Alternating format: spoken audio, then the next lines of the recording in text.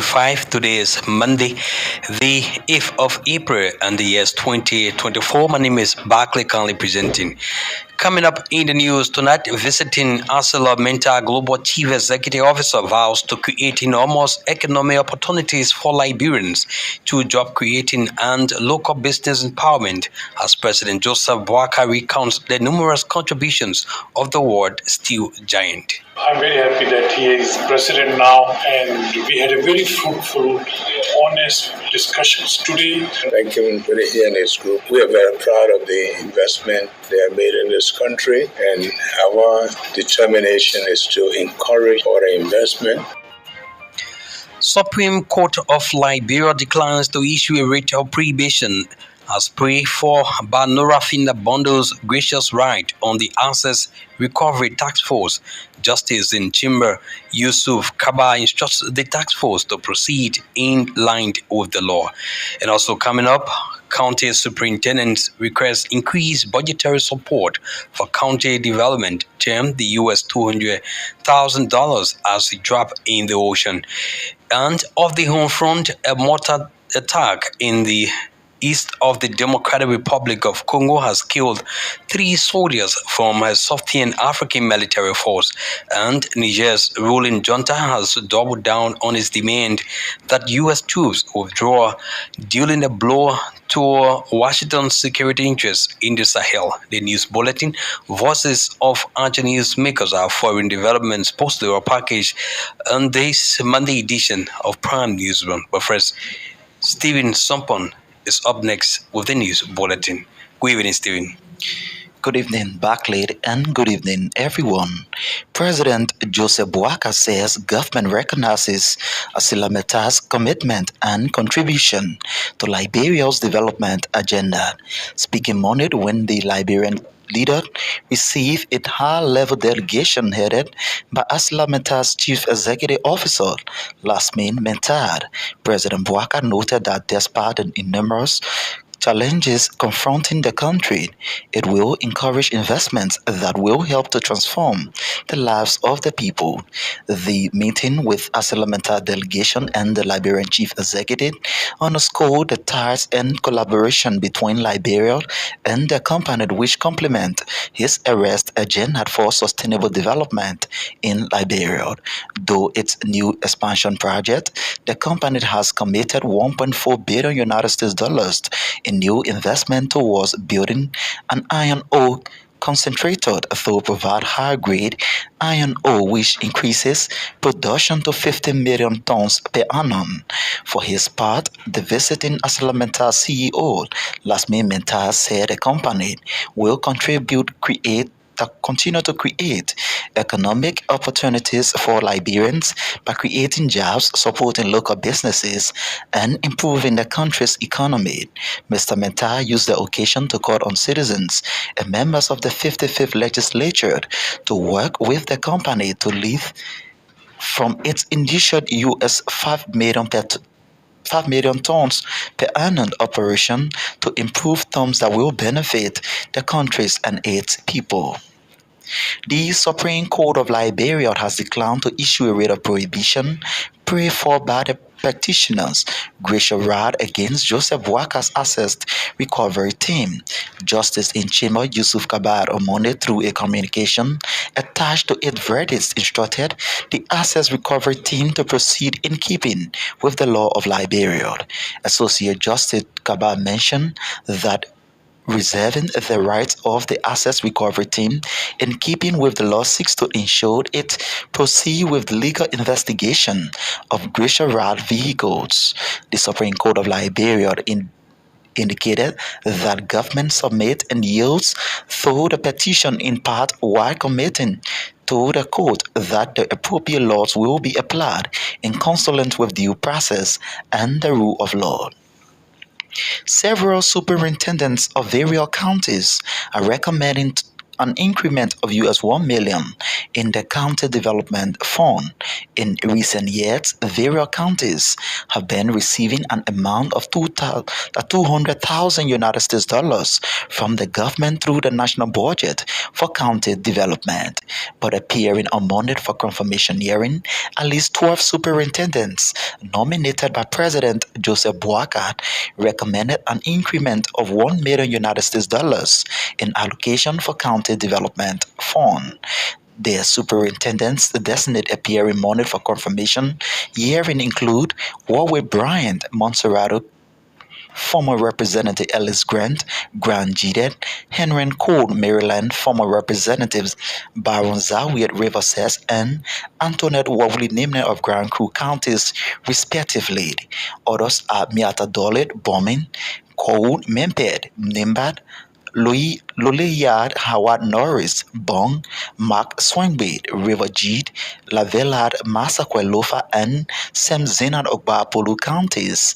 Their superintendents designate this draft the yearly allocation of US 200,000 for the development of Erie County as a drop in the ocean, stressing that the development draft of a whole county cannot be actualized with a little US 200,000 placed in the national budget. They jointly called on the Liberian Senate through its Committee on Internal Affairs and Rural Development to push the advocacy of increasing allocation meant for county development to effectively run the counties.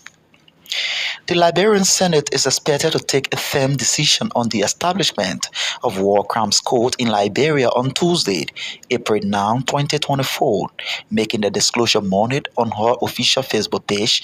Senate Pro Tempore Yomli Kanga Lawrence said members of the Senate have rallied that have relied on advice from members of the committees on judiciary and defense, security, and intelligence on the establishment of the court. It can be recalled citizens, civil society organizations, local and international groups have been calling for the establishment of War Crimes Court to bring an end to impunity on crimes committed during the Civil War that led to the death of more than 250,000. Recently, 43 members of the House of Representatives voted for the establishment of War and Economic Crimes Court, which was sent through the Liberian Senate for concurrence. The Senate Pro Tem noted that the public can be assured that senators are also interested and concerned about ending what has been a long-standing issue of impunity in Liberia, but has been keen on taking the appropriate step. Senate Pro Tempore Yomli Kanga Lawrence also posted pictures of some senators who are seen signing document making their position clear on the establishment of the court.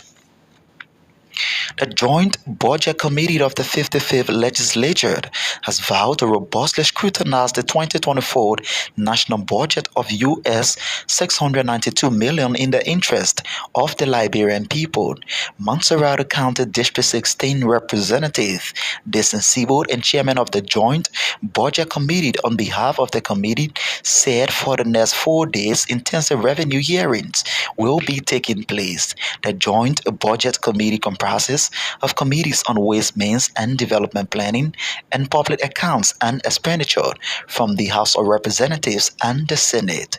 Representative Seaboard explained that the 2024 draft national budget will begin with the revenue component, while the expenditure hearings will be done in open session in the joint chamber of the legislature. Remarking at the start of the budget hearing Monday, LRA Commissioner General Dovo Jala said deliberation on the national revenue budget, a pivotal policy instrument. It is pertinent to reflect on the challenges and successes that characterized the performance during the preceding fiscal year. He averred that the beginning of the fiscal year 2023, the legislature approved a revenue of US $782.9 million, but following a May-year review, the budget was revised to US $771.7 million United States dollars. He stressed that achievement is noteworthy and underscores the effectiveness of the country's revenue mobilization efforts, but there persist challenges, particularly concerning state-owned enterprises, which consistently fall short of projections, and what he termed as misuse of duty-free privileges. For his part, Finance and Development Planning Minister Buema Kamara said government is optimistic about the expansion of economic growth by its targeted 1 billion. The National Identification Registry has introduced a new mechanism aimed at easing the procedure to obtain the NIR card in the country. NIR Communication Director Daniel Sigwid said based on President Boaka's desire from citizens to obtain NIR cards, it has procured a modern equipment that will accelerate the process of obtaining the national identification card. Addressing a press conference, Sigwid explained that it will now take place in Monrovia and its environs 3 days to obtain the national identification cards. The Liberia Business Association is calling on the 55th legislature to increase allotment intended to support Liberian-owned businesses. LIBAD chairperson on Trade and Commerce, Dominic Nimland, said the current $250,000 United States dollars placed in the proposed 2024 national budget is a drop in the ocean. Addressing a news conference in Monrovia, Nimland mentioned that the allotment of such amount indicates that government is on serious to improve Liberian in business. Mr. Nimland is also encouraging President Boaka to hold meeting with members of the Liberia Business Association in order to address their challenges. Some aggrieved citizens of Grand Jida County on the Bannon concerned citizens have staged a protest against the nomination of Ellis Grant as superintendent of the county. The concerned Grand Jida citizens who took on the Capitol building morning are calling on the Liberian Senate to reject President Boaka's nominee for former Representative Grant confirmation as superintendent of Grand Jida County. At Speaking to journalists on Capitol Hill, the aggrieved Grand Jida citizens accused their former lawmaker of poor performance during his 12 years leadership as representative of the county, something according to them brought shame and disgrace to them both locally, nationally, and internationally. They alleged that the death of many prominent citizens of the county are being associated with former Representative Grant, including the death of late Representative Ero Madison Guion, Otis Jolod, and the disappearance of NEC staff after Donald.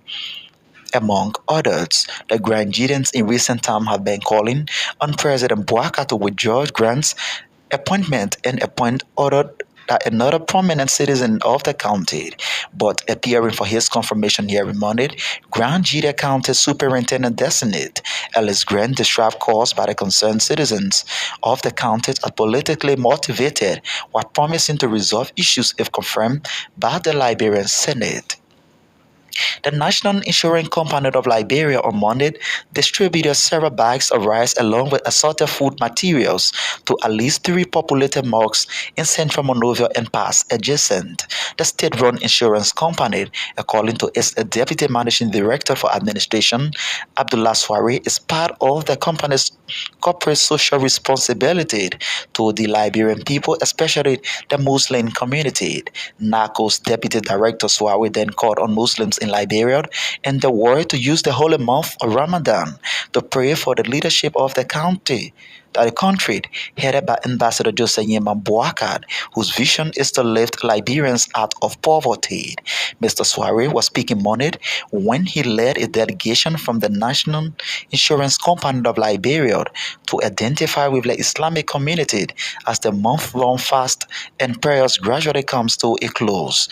The NACO's delegation visited the New Georgia Fish Market and Dancing Street mosques while urging the leadership of various mosques to ensure that the materials reach the beneficiaries, who are the ordinary fasting Muslims. Receiving and expressing gratitude on behalf of fellow Muslims, the chief imam of Liberia, Adi Krai, hoped that the Almighty Allah will grant the prayers of Muslims who sacrifice during the holy month of Ramadan. Heads of government agencies and development partners have begun a further discussion aimed at reviewing the joint sectoral portfolio performance of assistance to the Liberian government. The discussion is organized by the Ministry of Finance and Development Planning with funding from the United Nations Development Program. Speaking at the opening of the ceremony, Deputy Finance Minister for Economic Affairs, Dopu Zwoord, said the exercise is intended to set the tone for effective aid dialogue coordination, management, and leadership, which is the vision of President Joseph Boakai. In remarks, the African Development Bank President, Benedict Cannon, recommended that the Liberian government strengthen the private sector aimed at increasing employment and reduce the dependency for jobs in government. The head of government ministry and agency and development partners are expected to review and discuss the budget of the Project Implementation Unit, Agriculture and Infrastructural Services, Commerce and Industry, as well as Business Services for the next 3 days. And the National Muslim Council of Liberia is encouraging Muslims to ensure that they sight the moon after 29 or 30 days before climax in the holy month of Ramadan. The head of the body of imams at the National Muslim Council of Liberia, Imam Silat Abbas Khanin, said if Muslims observe the moon on Monday night, then they will end the month-long fasting on Tuesday and pray on Wednesday. Addressing the press conference in Sinkot, Imam Khanin disclosed that the Muslims in Liberia can organize their prayer marking the end of the holy month of Ramadan on Wednesday. Imam Khanin is encouraging all Muslims all over Liberia to converge at the various places of worship and mosques to pray for themselves, their nation, and its people. Well, Barclay, the shift of the news bulletin, and back to you for continuation of Prime News Run.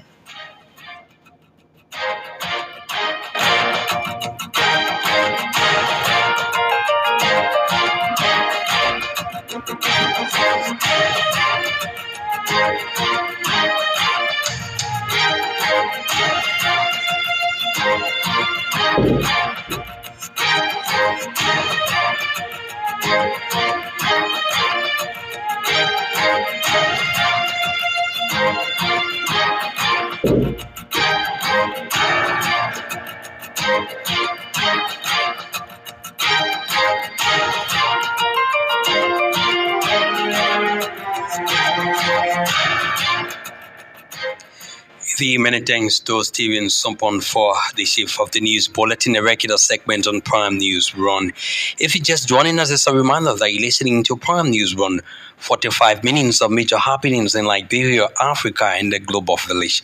And top stories on the program tonight, visiting ArcelorMittal Global Chief Executive Officer vows to create enormous economic opportunities for Liberians through job creating and local business empowerment as President Joseph Boakai recounts the numerous contributions of the world steel giant. Supreme Court of Liberia declines to issue a rate of prohibition as prayed for by the Nurafinda Bundle's gracious right on the Assets Recovery Task Force. Justice in Chamber Yusuf Kaba instructs the task force to proceed in line with the board. And county superintendents request increased budgetary support for county development, termed the US $200,000 as a drop in the ocean. And off the home front, a mortar attack in the Kars or east of the Democratic Republic of Congo has killed 3 soldiers from a Southern African military force, and Niger's ruling junta has doubled down on its demand that U.S. troops withdraw, dealing a blow to Washington's security interests in the Sahel. We'll take a very short break. When we come back, we'll bring you the voices of our news makers. Bringing the news to your know with professionalism. This is your first step to hearing the news. This is the last step. Bringing the news to your know with professionalism. This is your first step to hearing the news. This is the last step to knowing your news. The many thanks for rejoining us on the program. President Joseph Waka says government recognizes ArcelorMittal's commitment and contribution to Liberia's development agenda. Speaking on Monday, when the Liberian leader received a high-level dedication headed by ArcelorMittal's Chief Executive Officer Lashmi Mittal, President Barclay noted that despite the enormous challenges confronting the country, it will encourage investment that will help to transform the lives of the people. The meeting with ArcelorMittal dedication and the Liberian chief executive underscored the ties and collaboration between Liberia and the company, which complement his agenda for sustainable development in Liberia. Here is President Waka speaking. I want to say thanks to Lashmi for coming this early. We know how difficult it is. Thank him for he and his group. We are very proud of the investment they have made in this country, and our determination is to encourage foreign investment. We've had a lot of discussion. We know there are some hurdles on the way, along the way, but we are committed to making sure that we resolve them to encourage the investment, and that we will find the best way forward in the interest of the country and the investors. So we just assure him that there's nothing that's going to stop our relationship and to encourage their increased investment in Liberia. For his part, the visiting ArcelorMittal's CEO Lashmi Mittal said the company will continue to create economic opportunities for Liberians by creating jobs, supporting local businesses, and improving the country's economy. Thank you very much, Mr. President, and I'm very happy that I'm here in Liberia today to greet President Bokai after he became the president of Liberia. I've known him since 2015, 16, 17 when he was vice president. And President reminded me of a letter which I wrote to him in 2018, January.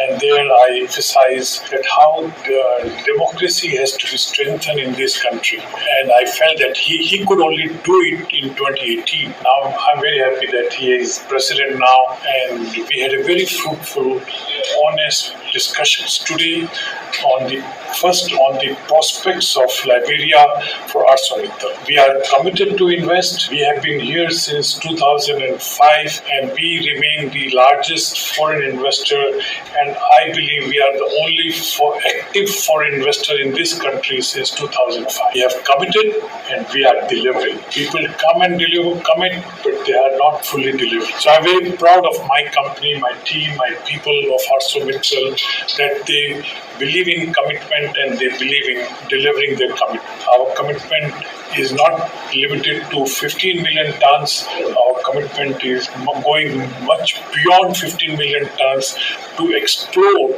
the full potential of Nimba region. It could be 30 million tons. Who knows? It could be beyond 30 million. So we are looking for that vision in this country. We need the support of the government. We need the support of community. We need the support of people. We need the support of legislators to allow us to continue to invest and grow in Liberia. Our vision is to continue to grow. And with my meeting with the president, I am very happy from his assurances on the pending issues that they will be resolved as soon as possible. Because once the issues are resolved, there is a revenue coming to the country. Today the revenue is stuck. So I'm happy that Finance Minister was here, Mining Minister was there, Legal Justice Minister is here. So they have all, and Mr. Grisby was here. So they all heard our commitment and our vision for Liberia and Nimba region. Lashmi Mittal is the Chief Executive Officer of ArcelorMittal Liberia. Earlier, you listened to Liberia's President Joseph Waka speaking at a one-day meeting. Several superintendents of various counties are recommending an increment of US $1 million in the County Development Fund. In recent years, various counties have been receiving an amount of US $200,000 from the government through the National Budget for County Development. But appearing on Monday for confirmation hearing, at least 12 superintendents nominated by President Joseph Barclay recommended an increment of $1 million in allocation for County Development Fund. The superintendent Superintendent designated appearing Monday for confirmation hearing include Warren Bryant, Maserati County, former Representative Alice Green of Grangeda County, Henry Cole, Maryland, former Representative Baron Zawi, Riverside, and Antoinette Nimlin, Grand Crew County, respectively. The MIT and the healthcare delivery system in Liberia, and the struggling economic, because we have the economic is struggling, so we have that as a major problem with the healthcare delivery system. So those are the issues that I see facing my people, and that we will try to work on with my caucus and everybody, all the stakeholders in Bobby County. We are going to ensure that we push for higher budgetary allotment. We talk about it here, but also with us who benefit from the Social Development Fund, to ensure that that funding, or most of that funding, come to our county. Our people have to benefit. And when that funding is there, we talk about the proper utilization of the funding. Because I said here earlier, the issues we have with education, job opportunities for our people, etc. So that funding is a big issue. I'm working in the government for about 15 years, 20 years. The last time we had two long companies in the county that trust of people. One of the companies were designed funds. They left 2022, they left. They were almost in the rural forest, South Africa plantation, they left. Those places are still there. So I think we want to government executive action, and we'll be able to get a new company that will come and operate, and our people will also be in those power. So those are some of the issues we'll be working on, because no far, like I said, I don't know if I said, I think it's some extent alone, because these are issues that then we should also be able to work on purpose and executive action, so that we have a road that will be pliable from Saturday now to Friday, because if the road is pliable, we'll be able to, acquire more businesses coming to our country. The last point. Highlights of Superintendent there at the plenary of the Liberian Senate during the confirmation hearing. The Joint Budget Committee of the 55th Legislature has vowed to robustly scrutinize the 2024 national budget of US $692 million in the interests of the Liberian people. Maserati County District Number 16 Representative Dixon Sibo and Chairman of the Joint Budget Committee on behalf of the committee said, for the next 4 days, intensive revenue hearings will be taking place. The Joint Budget Committee comprises of committees on Ways, Means and Development Planning and Public Accounts and Expenditure from the House of Representatives and Senate. Representative Sibo explained that the 2024 draft national budget will begin with the revenue component, while the expenditure hearing will be done in open session in the joint chamber of the legislature. Having listened to the two institutions in their opening remarks, I'd like to bring this opening section to a close. Thank you for coming, the journalists Food Estate. And as we go along, we'd like to assure you that relevant updates will be made to different stakeholders as we go through the project process. Thank you for coming, and we will recess as the Food Estate leaves us so that we can resort to our working session. Remarking at the start of the budget hearings on Monday, LRA Commissioner General Dobo Jala said deliberations on the national revenue budget, a pivotal policy instrument, it is pertinent to reflect on the challenges and successes that characterize the performance during the preceding fiscal year.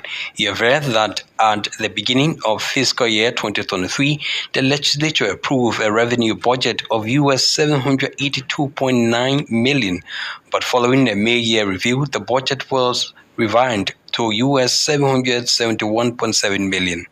At the beginning of fiscal year 2023, this August body approved a revenue budget of $782.9 million. However, Following a mid-year review, the budget was revised to $771.7 million.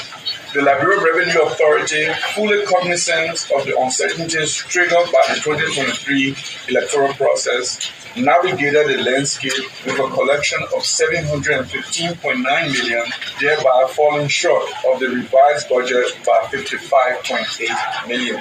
However, amid this shortfall, I am pleased to report that our domestic revenue collection stood resilient at $611.9 million, exceeding collections from all preceding years except the year 2022. This achievement is noteworthy and underscores the effectiveness of our revenue mobilization effort. Yet, challenges persist, particularly concerning state-owned enterprises (SOEs), which consistently fall short of projection and the misuse of duty-free privileges. As we embark on this hearing, it is imperative to inject realism into the forecasting of revenue for SOEs and scrutinize the extent of revenue foregone through the granting of tax exemptions and waivers. He is the Commissioner General of the Liberia Revenue Authority, Double Jala. You listen to District Number 16, Maswara County Representative and Chair of the Joint Budget Committee, Representative Dixon Sibo. For his part, Finance and Development Planning Minister Boyman Kamara said the government is optimistic about the expansion of economic growth by its targeted $1 billion. We are pleased to be here today, and as we begin this revenue year from the head of the Ministry of Finance and Development Planning, our nation comes at a point where we need an expansion in the economy, and we believe that the necessary fiscal policy that ensures for strong investment in the economy will be a place of call for our attention, that will work with the legislature and making sure that the appropriate intervention needed for expansion of our country's economy, working with the relevant stakeholders, especially the LRA, has emphasized few of the important intervention instruments that we need, especially the passage of the VAT Act, will be one of those things that will be calling on you all for collaboration in the process of making sure that is passed, and that will help fast track additional revenue collection. So at this point in time, we believe that we will just make sure that our nation stands at the point when we can together forge stronger policies in the context of the fiscal policies needed for interventions in the economy that will attract investment. And we believe over the medium term, in terms of how we structure our growth, we are seeking a growth path at least between 5. Finance and Development Planning Minister Boyma Kamara. The National Identification Registry has introduced a new mechanism aimed at easing the procedure to obtain the National Identification Registration Card in the country. NRO Communication Director Daniel Sewit said, based on President Joseph Boakan's desire for citizens to obtain NRO cards, it has procured modern equipment that will accelerate the process of obtaining the national identity. Just in a press conference, Segbe explained that it will now take people in Monrovia and its environment 3 days to obtain the national identification cards. We want for everybody to get involved into the mass enrollment exercise because we want to buttress His Excellency President Joseph Boakan 100 days delivery in terms of mass enrollment. So we want the public to take adequate cognizance of the fact that everybody should get registered into the National Biometric Identification System so as to be identified. We've been having little technical issues in terms of our supply. There's the reason why most often when the applicant comes to do card picker, we say about 2 weeks to get your card. But thanks to the instrumentality of the Executive Director, Honorable Andrew Peters, we were able to have excess consumable in terms of the supply. So right now, we are reverting to our 3 days card pick of starter. That is to say, if you come to get enrolled into our National Biometric Identification System, you have 3 days to pick up your cards. Primary documents that you need to have before you apply for the National ID card are 3. One, you need to have a voter registration card that won't require requirement. You must have a birth certificate. You should have a passport. If you do not have out of these 3 national documents, then of course you can come with one of your close relatives who can vouch for you, who has the national ID card. Because the national identity is a national concern for everybody. Daniel Segbe is the Communication Director of the National Identification Registry. The Liberia Business Association is calling on the 55th legislature to increase allotment intended to support Liberian-owned businesses. LIBA Chairperson Trade and Commerce Dominic Nimlin said the current $250,000 placed in the proposed 2024 national budget is a drop in the ocean. Addressing a news conference in Monrovia, Nimlin mentioned that the allotment of such amount indicates that government is on serious to improve Liberian business. We are not being cashed out as in the budget as Liberian-owned businesses. I think if you can check last week or a couple of weeks ago, the Commerce Minister have been making some event fund at the budget because it's only $250,000 US. $250,000 US were placed into the budget for Liberian businesses. That is like a mere bluff. $250,000 I just from the broadcast from buying goods. I came in at Bennington like 1 week, 3 days today. I carried $375,000. So how is it that you're giving the whole country $250,000? These are not the changes that we asked for. And I think that is an oversight, and we're asking His Excellency President Barclay to revisit that. And another thing, I think the pressure on the president is too much because he has forgotten that when you take power, the first 1 month is to meet with the private sector. If the president haven't met with us, they have been 3 months plus. If I'm not mistaken, they are sent to be corrected. Even the Commerce Minister as well haven't met with the Liberian private sector as well. And those are, I will call it oversight. Like I said, we're going to do recommendation for now. Dominic Nimlin is the Chairperson on Trade and Commerce and the Liberia Business Association. Heads of government agencies and development partners have begun a 4-day discussion aimed at reviewing the joint sectoral portfolio performance of assistance to the Liberian government. The discussion is organized by the Ministry of Finance and Development Planning with funding from the United Nations Development Program. Speaking at the opening of the ceremony, Deputy Finance Minister for Economic Affairs, Depo Zuo, said the exercise is intended to set the tone for effective aid, dialogue, coordination, management, and leadership, which is the vision of President Joseph Barclay. This exercise is intended to set a tone for effective aid, dialogue, coordination, management, and leadership, which is the goal and the vision for President Barclay. The President's vision for New Liberia as a president is outlined in the arrest platform, which cannot be achieved without the support and commitment of our key sector heads and our prime development partners, as well as the civil society, the private sector. The collaborative effort among ministries and agencies, development partners, civil society, the media, the citizens, and every well-meaning Liberian will be our focus, for which the Ministry of Finance and Development Planning has actually called for this joint session review. We are aware of similar effort made in June 2023, but since then, a lot has happened. Liberia has had a recent election, and Liberia is moving towards the end of its own National Vision 2030, as well as the Global Vision 2030.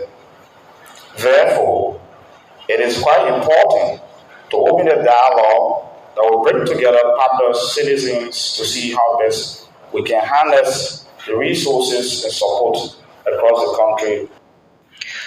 Also speaking, the African Development Bank President Benedict Kanund recommend that the Liberian government strengthen the private sector aimed at increasing employment and reduce their dependency for jobs in government.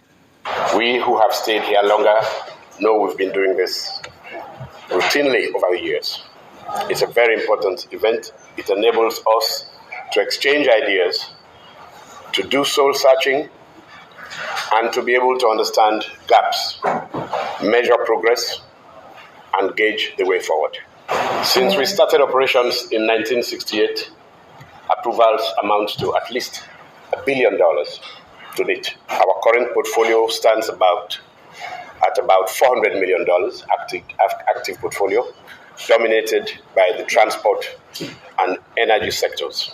Transport accounting for about 50% of the portfolio, energy about 25% of the portfolio. I'd like to outline 3 main points today, and I encourage the government to take these very seriously. There's a lot of unemployment in Liberia.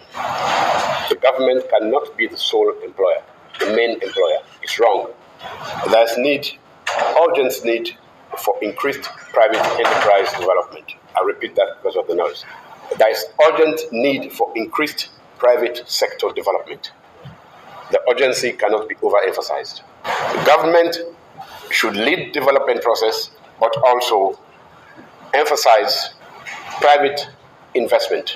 The reliance on official development assistance is too high. There is need to focus on foreign direct investment, private resources, to drive the transformation process in Liberia. African Development Bank President Benedict Kanu, earlier listened to Deputy Finance Minister for Economic Affairs Tepu Zuo, speaking at the start of a 4-day discussion aimed at reviewing the joint sectorial portfolio performance. The National Muslim Council of Liberia is encouraging Muslims to ensure that they sighted the moon after 29 or 30 before climaxing the holy month of Ramadan.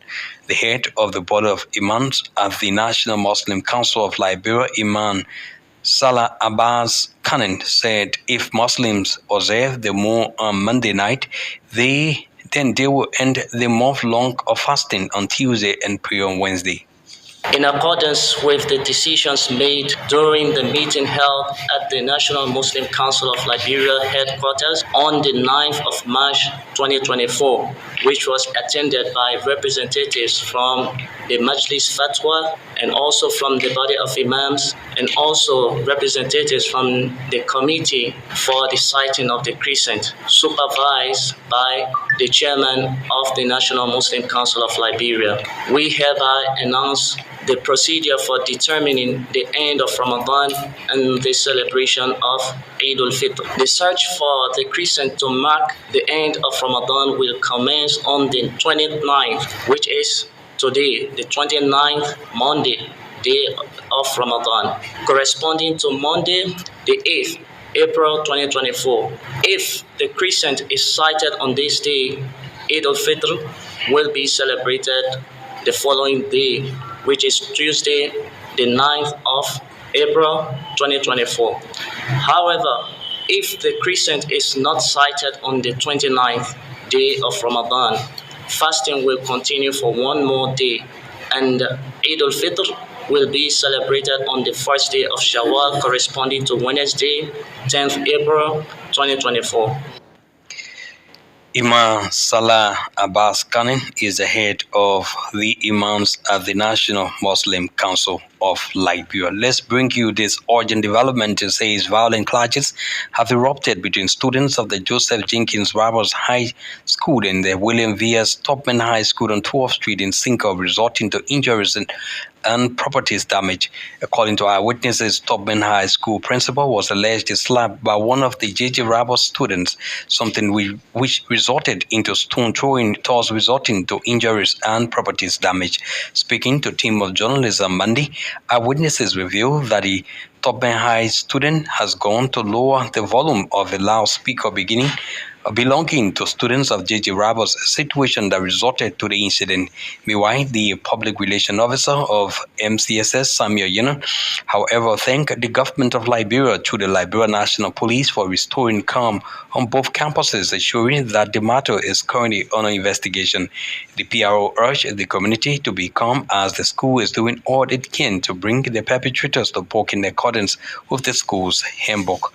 Well, at this juncture, we now rejoin Stephen Sonpon for our foreign and regional developments. A mortar attack in the east of the Democratic Republic of Congo has killed 3 soldiers from a Southern African military force. Out of those who died were from Tanzania. 3 others were hurt. Hostile missiles fired fell near the camp where they were staying, said the African Development communicated on Monday. None of the soldiers has been named nor have further details been given on where or when the attack took place, and Niger's ruling junta has doubled down on its demand that U.S. troops withdraw, dealing a blow to Washington's security interest in the Sahel. Last month, military leader General Abdurrahim Tani ordered U.S. troops to leave after ending a military agreement. At least 650 U.S. personnel are stationed in Niger to monitor jihadist authorities.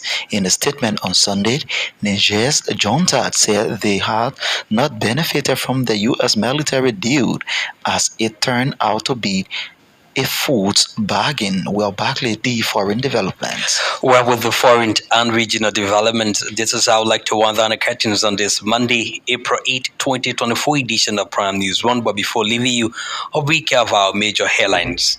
Visiting ArcelorMittal Global Chief Executive Officer vows to create enormous economic opportunities for Liberians through job creating and local business empowerment as President Joseph Barclay recounts the numerous contributions of the war steel giant. Supreme Court of Liberia declines to issue a writ of prohibition as prayed for by Nora Findabondo's gracious right on the Assets Recovery Task Force. Justice in Chimber Yusuf Kaba instructs the task force to proceed in line with the law. County superintendents request increase in budgetary support for county development, termed the US $200,000 as drop in the ocean.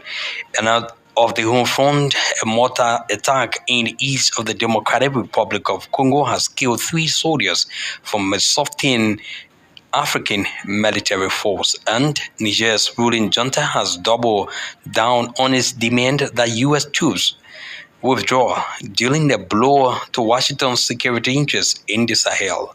Many thanks to all of our reporters, editors, contributors, including correspondents, for making this edition of Prime News One of Sources. Thank you for your listening role. Stephen Sonpon, ready the news bulletin in our foreign development. Many thanks to Mervyn Matali, alias DJ Watkins, who sat at control and produced the sound. Rufo Divan Brooks, stream us live on Prime Online TV. On behalf of the news department of Prime FM, my name is Barclay Karley. I present the good night from the newsroom.